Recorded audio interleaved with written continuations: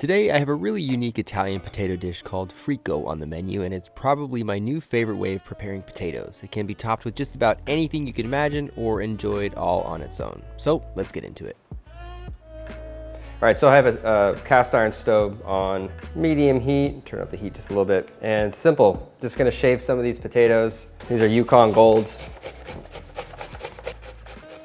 Get a little stubby end. Yeah, it should be probably good. Maybe a little bit more. I'm just gonna lightly season the potatoes before I stick them in. Kind of just give it a mix around so it's, not bland in the middle, but not overly salted because the cheese will add salt.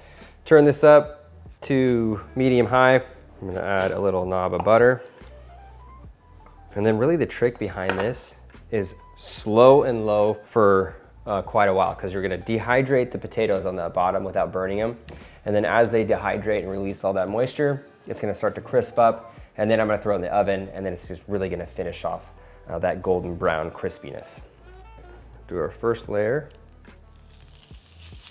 It's completely covered in a layer of potatoes, a little bit of oil, Parmesan cheese, good helping of parm. You wanna be really generous with the cheese filling in this, because that's really where you're gonna get. Really turns it into a frico. With this, just a couple of chunks. You don't have to really grate it, a couple little chunks around.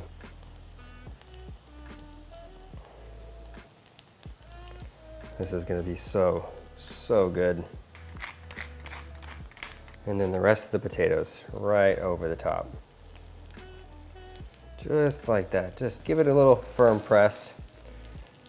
I'm gonna season the top with just a little bit of salt, not too much. You wanna over season this because of the cheese. And a little bit of black pepper. And then we're gonna throw this in a 375-degree oven. I don't know, 10 to 15 minutes, I'd say, but really depends on the color and the type of oven, if you have a convection or conventional. But you really are just looking for the color. It's the most important part of a frico. Caramelized golden brown color from edge to edge. It makes this dish really special. And what I'm doing right here is just kind of loosening up the sides to make the shape a little more uniform, and to kind of check to see what maybe that bottom color looks like. You can see that if I pull back the edge just a little bit, there's a little golden brown color, and that's what I'm looking for. So just kind of push that back into shape. And then in the oven, this goes for about 10 minutes or so. Ooh, that smells good. It's definitely helpful if you make this in a nonstick pan or a larger rondeau that's a little bit easier to flip or has a handle to it. I'm gonna try with this little stove, see if I can flip it over. A little crazy, it's okay, but look how pretty that is. Definitely a nice color. And of course, when I flipped it, that happened, which is fine, totally good. The edges look good, nice and crispy. So nothing too bad. You could use the other side as a presentation side if you want, since this side gets a little messed up on the first flip. So there's a little bit of a safety net there in case you guys mess up. But I'm gonna put this in the oven for about 5 more minutes just to get the other side caramelized, and then I'll work on that salad. For this salad, I have some arugula from the store, some of these fennel tops from the garden. I've been really enjoying fennel tops when I grow them all throughout the summer, and then they're kind of bleeding into fall and maybe winter if we have a late frost date. So that's in there. I have some chili peppers from the garden, some jalapenos, just for a little spice. I'll slice these up super thin.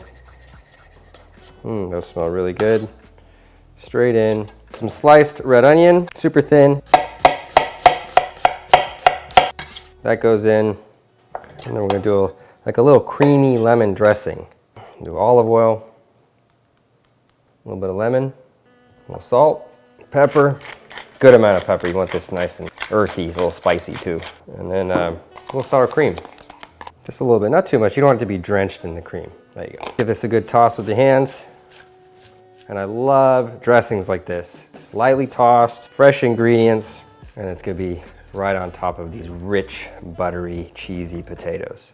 Okay, and that's it. Time to plate. All right, look at that, beautiful frico, gorgeous. Right on top of that is this beautiful little creamy arugula salad.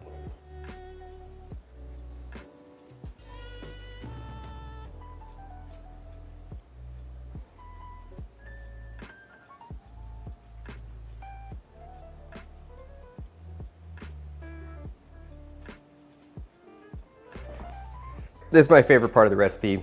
Whew, this just looks too good. Cheesy, crispy edges. So many different ways you can have fun with this recipe. This is addicting. You got that really crispy, cheesy potatoes on the bottom. Really nice, refreshing salad that has a little richness to it as well, but cuts through it with some of the acidity from the lemon. A little spicy from the jalapenos. The onions add another savory dynamic. These are just like the best hash browns in the world, if I can even classify them like that. Whew, man, good stuff. Put some poached eggs on here, call it breakfast. Put a salad on here, call it lunch.